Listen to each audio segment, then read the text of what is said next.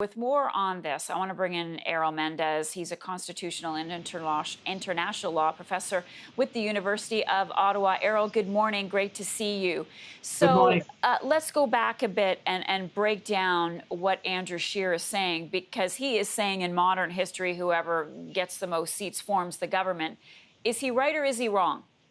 He's wrong. There are situations in the past where the person who has less seats than another party in a minority situation, as the incumbent prime minister, has the right to go to the governor general and, on his advice, ask her to allow him to get the confidence of the House. What that means is that he thinks that he has the ability to cobble together with the opposition parties a majority in the House of Commons. And it's the House of Commons which determines whether or not a prime minister exists. For that reason, I think, and there is in 1929, Mackenzie King, for example, had 99 votes against Mr. Meehan's 116, and yet he went on to request his form a government, which was granted. So that's where I think you start getting into constitutional conventions and customs, which makes the Prime Minister, Mr. Scheer, wrong in terms of saying just because he has the most votes, he can form a government.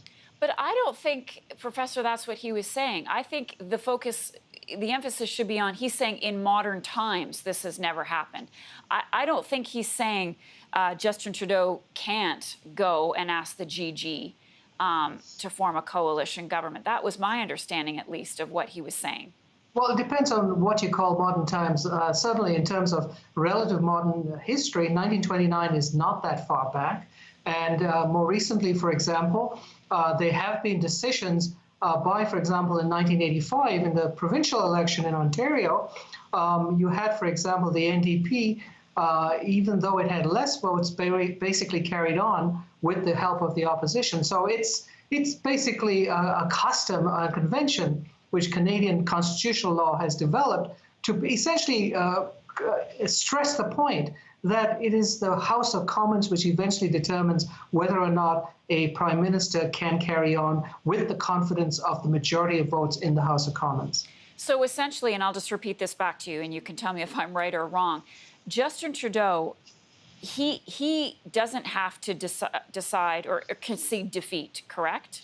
That's right. As the incumbent, he has, under constitutional convention and custom, to go to the Governor General and say, I think I have the ability to cobble together enough with the opposition to keep the confidence of the House. In other words, to keep a majority in the House. Now, he may be wrong in that. Ultimately, as we saw, for example, in 2018 with Brian Gallant, where he tried to do that, after 5 weeks, he failed to keep the confidence of the House and they had to resign.